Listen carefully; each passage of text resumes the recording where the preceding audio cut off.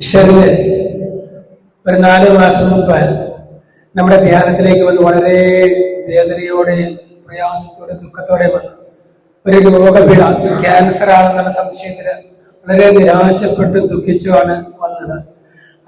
ജീവിത പങ്കാളിയും 2 മക്കളൊക്കെ ആയിട്ട് വന്ന് അന്ന് ധ്യാനത്തിലൂടെ ഈശ്വരനെ ഈശോ തൊട്ടു. അതിനുശേഷമുള്ള ആ കർത്താവ് തൊട്ടതും ഉള്ള അനുഭവം ഈശ്വരൻ തന്നെ പങ്കുവയ്ക്കും. എന്റെ പേര് ഷെറിൻ. ഞാൻ എറണാകുളത്ത് നിന്നാണ് വരുന്നത്. ഞാൻ സെപ്റ്റംബറിലൂടെ ധ്യാനം കൂടാൻ വരുമ്പോൾ ഏറ്റവും തകർന്നൊരവസ്ഥയിലായിരുന്നു. കാരണം എനിക്ക് വയറിന്റെ ഒരു സൈഡിൽ ഭയങ്കര വേദന വരുമായിരുന്നു. എനിക്ക് മെഡിസിൻസ് അലർജി ഉള്ളത് കൊണ്ടിട്ട് ഞാൻ അധികം ഫീവറിന്റെ മരുന്നായിരുന്നു കഴിച്ചിരുന്നത്. വേദന വരുമ്പോഴെല്ലാം അപ്പൊ ആ വേദന മാറും ഞാനത് കാര്യമൊക്കെ എടുത്തിരുന്നില്ല. സെപ്റ്റംബറിൽ ഞാൻ ഹോസ്പിറ്റലിൽ പോയി ചെക്ക് ചെയ്തപ്പോൾ ഡോക്ടർ പറഞ്ഞത് 60% ചാൻസസ് ക്യാൻസറിനാണ്. അത് നമ്മുടെ ചെസ്റ്റിന്റെ ഭാഗത്തേക്ക് വരെ സ്പ്രെഡ് ആയിട്ടുണ്ട്. ഞാൻ ഭയങ്കര തകർന്നു പോയി. ഒട്ടും പ്രതീക്ഷിച്ചൊരു കാര്യമായിരുന്നില്ല. ആ ദിവസം തുടങ്ങി കരച്ചില് മാത്രമായിരുന്നു എന്റെ വീട്ടിൽ. അപ്പൊ ഞാൻ ഗുജറാത്തി ചേച്ചി എനിക്ക് മുന്നേ തന്നെ അറിയാമായിരുന്നു. ഗുജറാത്തി ചേച്ചിയുടെ വാട്സപ്പിൽ ഞാൻ മെസ്സേജ് അയച്ചായിരുന്നു. കരഞ്ഞിട്ടായിരുന്നു പറഞ്ഞത് എനിക്ക് ജീവിക്കണം, എനിക്ക് 2 മക്കളുണ്ട്, ഹസ്ബൻഡ് ഉണ്ട്, അവരൊക്കെ ആരുമില്ല, എനിക്ക് എന്തായാലും ജീവിച്ചേ പറ്റൂ എന്ന് പറഞ്ഞ് കരയുമായിരുന്നു. അപ്പൊ ഗുജറാത്തി ചേച്ചിക്ക് 2-3 നമ്പേഴ്സ് അയച്ചു വന്നു. അവരോടെല്ലാം പ്രാർത്ഥന സഹായം ചോദിക്കാൻ പറഞ്ഞു. ഇവരൊന്നും എനിക്ക് അറിയില്ല. ഞാൻ എല്ലാവരോടും കരഞ്ഞ് പ്രാർത്ഥന സഹായം ചോദിച്ചിരുന്നു. അത് കഴിഞ്ഞിട്ട് അവരെടുത്ത് വരുന്നത് ഇവിടെ ഒന്ന് ധ്യാനം കൂടിയിട്ട് മാത്രം അവർക്ക് ഡോക്ടേഴ്സിന്റെ അടുത്ത് സർജറി പറഞ്ഞിരുന്നു. ഡോക്ടർ ധ്യാനം കൂടിയതിനു ശേഷം മാത്രം സർജറി ചെയ്താൽ മതിയിരുന്നു. എനിക്ക് തീരെ പറ്റാത്ത അവസ്ഥയായിരുന്നെങ്കിൽ പോലും ഞങ്ങൾ എല്ലാവരും കൂടി ധ്യാനം കൂടാൻ വന്നു. ആ ദിവസം എനിക്ക് ശക്തമായ വേദനയായിരുന്നു. വെളുപ്പിനൊരു 5:37 ആ ഒരു സമയത്ത് എനിക്ക് എഴുന്നേക്കാൻ പോലും പറ്റില്ല. 2-3 പെയിനുകൾ കഴിക്കാണ്ട് എനിക്ക് ആ സമയത്ത് എഴുന്നേക്കാൻ പറ്റാത്ത വല്ലാത്തൊരു സ്ട്രെയിൻ എടുക്കുന്ന സമയമായിരുന്നു. പക്ഷെ ഇവിടെ വന്നു ഫസ്റ്റ് തേഴ്സ്ഡേ വന്നു. ഫ്രൈഡേ മോർണിംഗ് എനിക്ക് ഒരു കുഴപ്പമില്ലാതെ തന്നെ എഴുന്നേറ്റു. ഞാൻ അവിടുന്ന് തീരുമാനിച്ചത് ഇവിടെ നമ്മൾ പറഞ്ഞു ഉറങ്ങരുത്, കസേരയിൽ കുറച്ച് റെസ്റ്റ് ചെയ്യണം, അതിലേക്ക് എഴുതുമ്പോൾ ഉറങ്ങി എഴുന്നേക്കാൻ എനിക്ക് ഏറ്റവും ബുദ്ധിമുട്ടുണ്ടായിരുന്നു. പക്ഷെ ഒരു കുഴപ്പമുണ്ടായിരുന്നില്ല. 2-3-4 ദിവസം ഒരു പ്രശ്നമില്ലാതെ ഉറങ്ങി എഴുന്നേക്കാൻ സാധിച്ചു. വേദന ഒന്നും അറിഞ്ഞില്ല.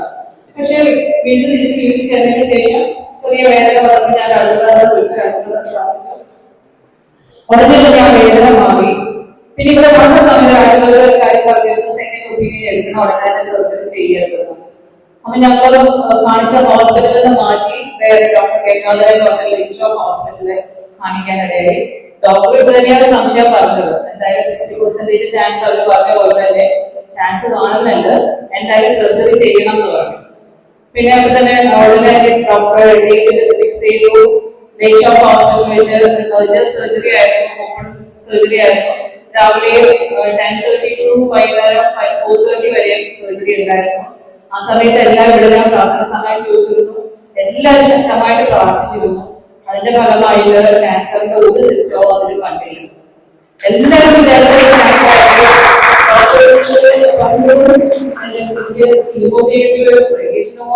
ഇതെല്ലാം മുഴുവൻ കരച്ചില് മാത്രം ഉണ്ടായിരുന്നുള്ളൂ എന്റെ വീട്ടില്. പക്ഷെ ഇവിടുന്ന് പോയതിനു ശേഷം ഇവിടെ പറഞ്ഞ കുറെ കാര്യങ്ങൾ ഞാൻ ഫോളോ ചെയ്തു. അതായത് വചനം കണ്ടിന്യൂസ് ആയിട്ട് പറഞ്ഞുകൊണ്ടിരുന്നു. ഏത് സമയം എന്റെ മനസ്സിൽ വചനമായിരുന്നു. പിന്നെ എനിക്ക് ഇവിടെ ഡെലിവറൻസ് കിട്ടിയത് ആ ഒരു കുമ്പസാരം കഴിഞ്ഞപ്പോ ഭയങ്കര എന്റെ മൈൻഡിലുള്ള ഭാവങ്ങൾ പോലും ഞാൻ ഏറ്റെടുത്ത് പറഞ്ഞായിരുന്നു. എന്റെ ഭാവങ്ങളും എന്റെ പൂർവീകർ ചെയ്തതും ഒക്കെ എല്ലാം പറഞ്ഞു.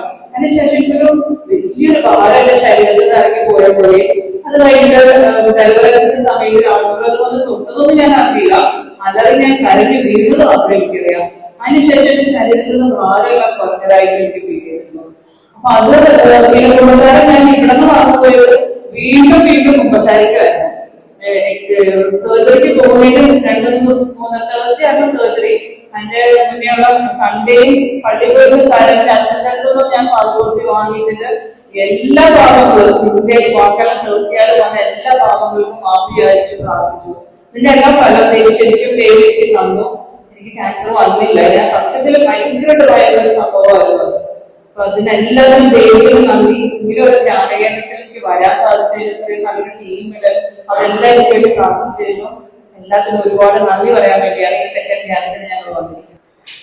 കൈയടിച്ചെന്ന് പറയട്ടെ.